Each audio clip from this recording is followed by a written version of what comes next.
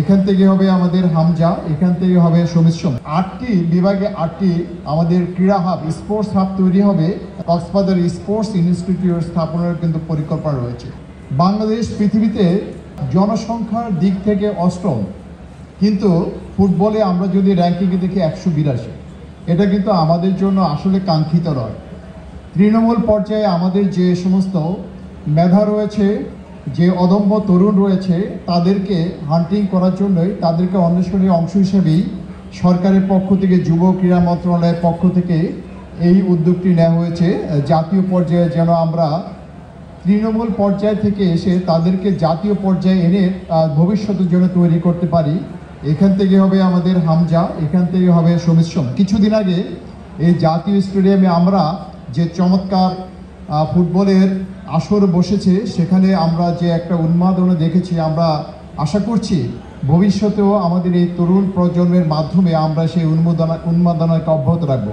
আপনাদের অবহিতের জন্য জানাচ্ছি যে সারা দেশে শুধুমাত্র জেলা পর্যায়ে নয়, আমরা সরকারের পক্ষ থেকে, যুব ক্রীড়া মন্ত্রণালয়ের পক্ষ থেকে যেন উপজেলা পর্যায়ে আমাদের এই খেলাধুলাকে ছড়িয়ে দিতে পারি, তার জন্য স্টেডিয়াম তৈরির পরিকল্পনা রয়েছে এবং এ পর্যন্ত প্রায় 150টি স্টেডিয়াম ইতিমধ্যে নির্মিত হয়েছে।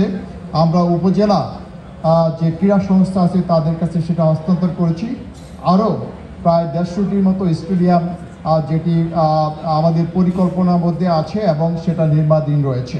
এছাড়া 8টি বিভাগে 8টি আমাদের ক্রীড়া হাব, স্পোর্টস হাব তৈরি হবে, তার জন্য কিন্তু একটা পরিকল্পনা রয়েছে আমাদের। আর সবচেয়ে বিকেএসপি এবং এই ধরনের যা প্রতিষ্ঠানগুলো আছে, তার থেকে বেরিয়ে যাদেরকে আমরা সম্ভাবনাময় তরুণ হিসাবে, খেলোয়াড় হিসেবে ভবিষ্যতে দেখতে চাই, তাদের জন্য একটি কক্সবাজার স্পোর্টস ইনস্টিটিউট স্থাপনের কিন্তু পরিকল্পনা রয়েছে।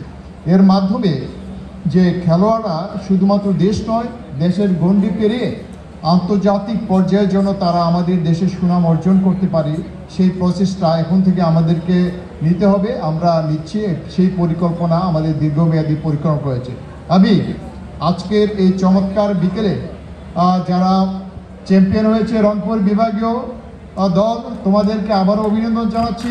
এবং যারা একদম 1 লক্ষ প্রতিযোগী থেকে বাছাই করে আজকে তোমরা রানার্স আপ হয়েছে প্রথম পর্যায়ে, তোমাদের খেলা আমি পুরোপুরি উপভোগ করেছি।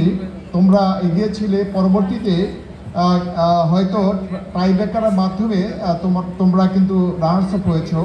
আসলে এখানে হার জিতের বিষয়টা তো অবশ্যই থাকবে, কিন্তু তোমরাও কিন্তু আমাদেরকে চমৎকার ক্রীড়া নৈপুণ্য প্রদর্শন করেছো। যারা রানার্স আপ হয়েছো তোমাদেরকেও আমরা আমাদের অভিনন্দন।